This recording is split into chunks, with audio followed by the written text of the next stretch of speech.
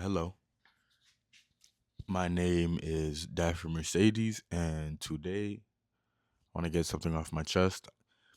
I want to talk about growing up without a father, partially.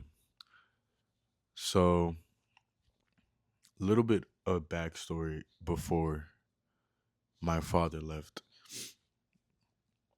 when I was 16. So, before that, um, before he made a business, a food truck business when I was around 10, 11. And fortunately and unfortunately, that's when I started working. Helping him around the house, cutting vegetables, shredding the meat and stuff, things of that nature. If you had a food truck business, you have a business. If you're a kid, you're bound to help. Work is bound to end up in your hands. Um, but before the business, my dad used to be jolly. He would make me laugh. He would make me breakfast. um ask me how my day was, make sure I was okay, ask me all the fatherly questions you would expect, and as a son, um those moments I truly cherished, um and still do and forever will. It might get a little emotional because this is really hard for me to talk about, but let me just make sure it's still recording. Okay. But yeah, a really core memory for me is that I forgot what supermarket was around here. I think it's closed down. I think it was near I don't know, I don't remember the street. But we were walking out of the supermarket and he said, "Oh, this race." And he doesn't speak that much English, so he said it in Spanish. So we end up racing and he turns backwards and he's running backwards, smiling and laughing at me, and he's beating me, and I'm like, dude, man, I can't beat this guy, like. And honestly, I didn't want to beat him, like. Um he was my hero, or like he is my hero still to this day, even though the indifferences and stuff like that that was going on throughout my childhood. um yeah. um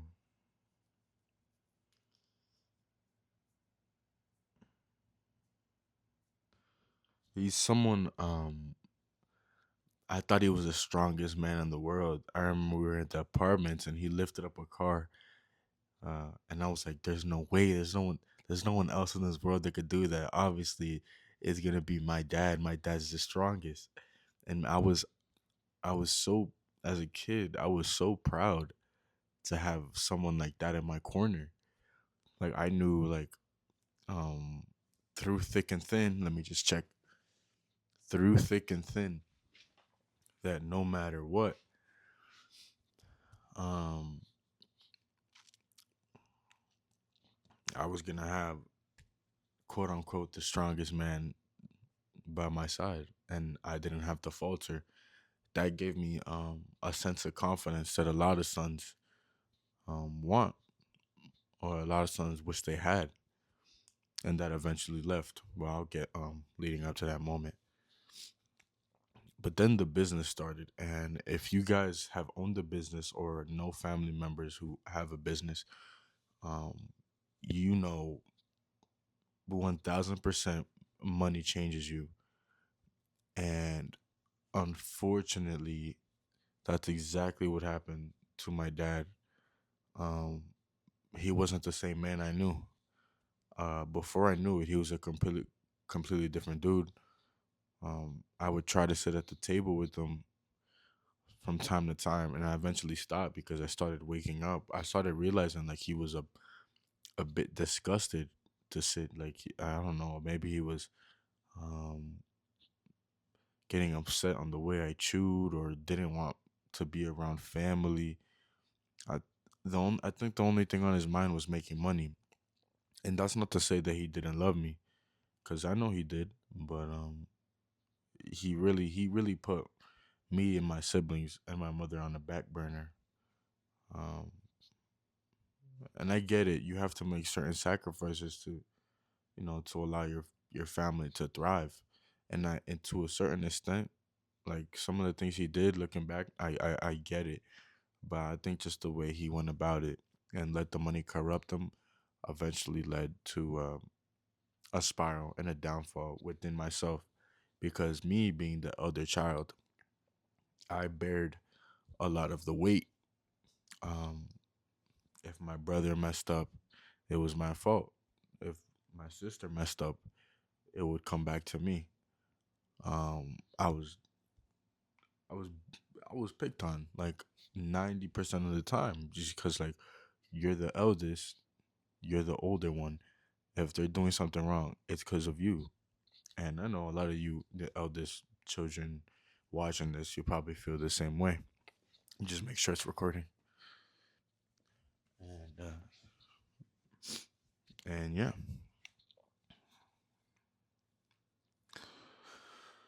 So fast forward to when I was 16, my mom and my dad got into a pretty bad argument, and he ended up leaving. I'm not gonna go into the details with that. You know how adult stuff is. Sometimes you can't butt in, sometimes you can. Um, what could I do? You know what I'm saying? I'm 16. As much as I wanted him to stay, I realized at the time that he needed to go. Um, and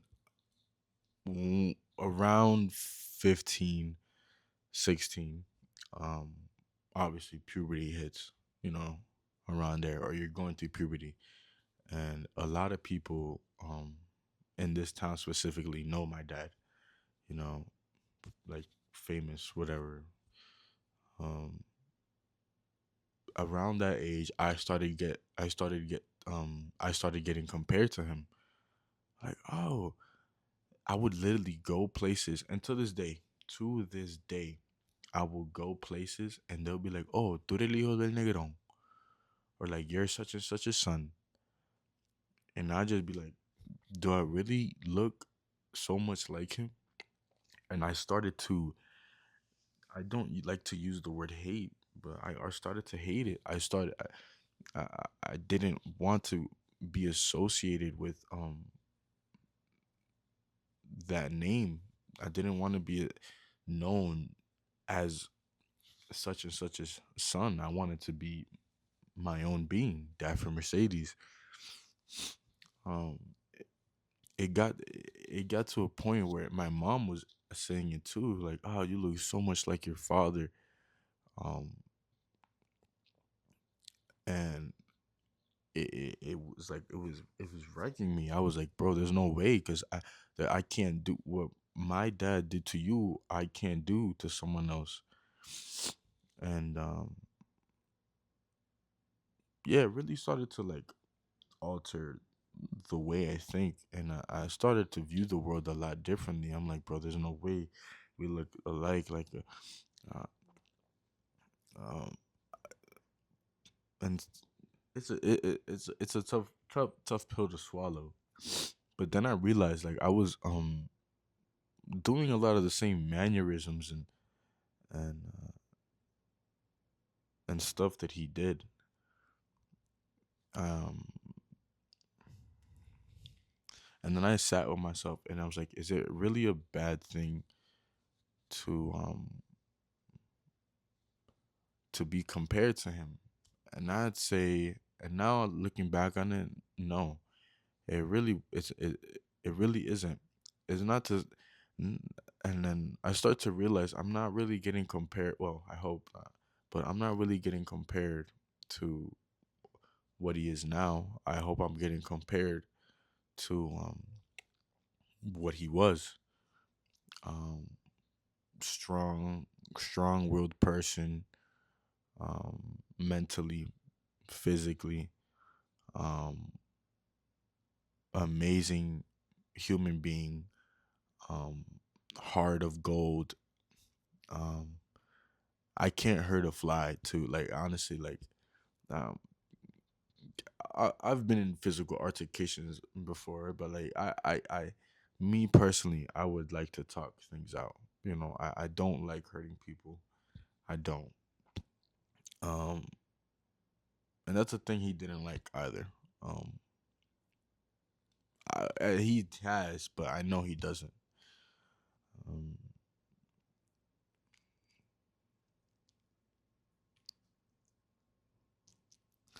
but yeah, growing up, I'll go back to the 16 part. Growing up without a father, at 16,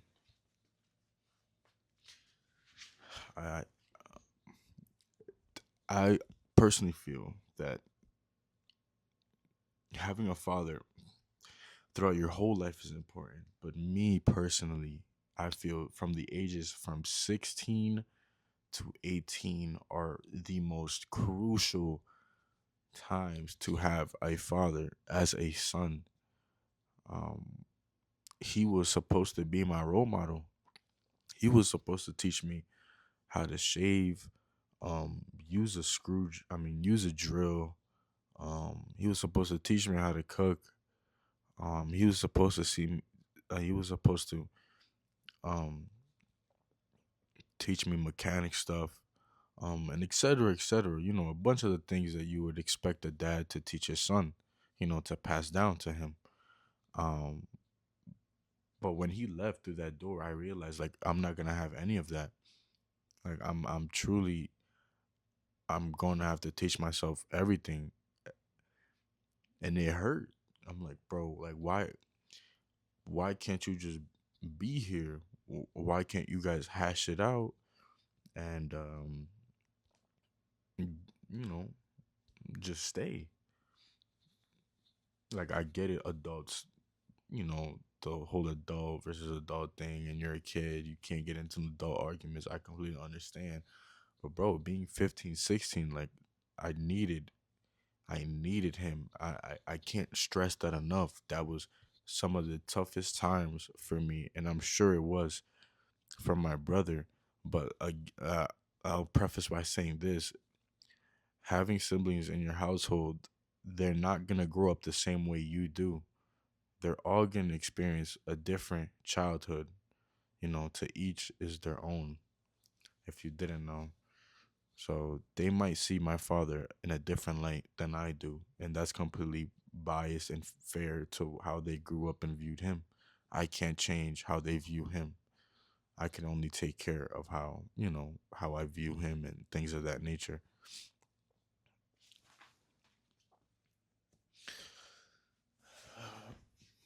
But yeah, like he wasn't there to teach me how to shave.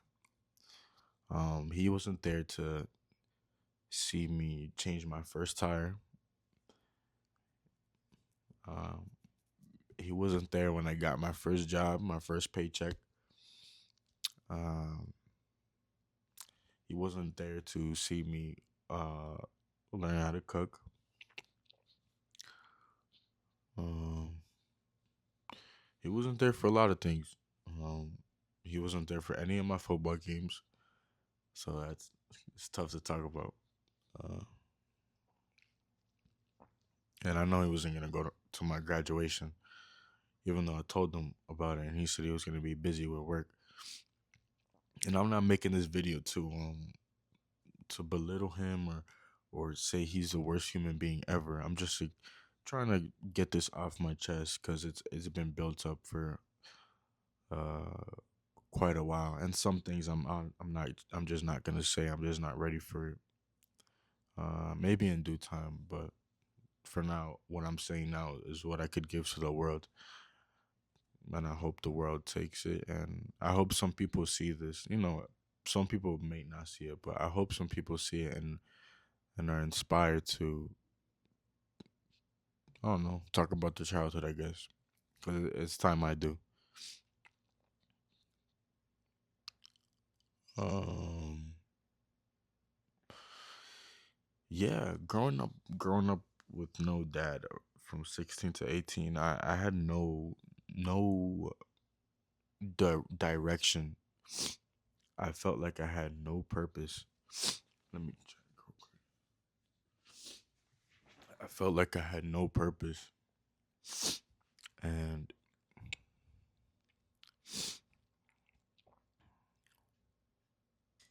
it was hard. So, around that age as well, you start getting asked, what do you want to do with your life? And I and the I did want to take over the business before it started corrupting him. I was like, yeah, I definitely want to follow in my brother's, in my father's footsteps. But as things progressed, I retracted that statement immediately, and then I was lost. Because that's all I wanted to do. I wanted to, every son imagines following in their father's footsteps. You're taking on their last name. If your father has a business, or your father's famous, or it's like LeBron to Bronny James. Like you just want to live up to that last name. It carries a lot of weight, and all you want to do is fulfill it. You know, fulfill the legacy um that he left. Um, but yeah, I started to realize, then the age 19 comes around again. I have no idea what I want to do. Um, the age 20 comes around. I have no idea what I want to do with my life. 21, still no idea. 22, no idea. And then 23 comes around. This is when I start posting content and stuff like that, and start exploring this whole content journey, whether it's making food videos or putting out a poem, streaming, making gaming videos, etc., etc. And I started to realize that I have a way with words. Like I have the ability to rally other people behind me, and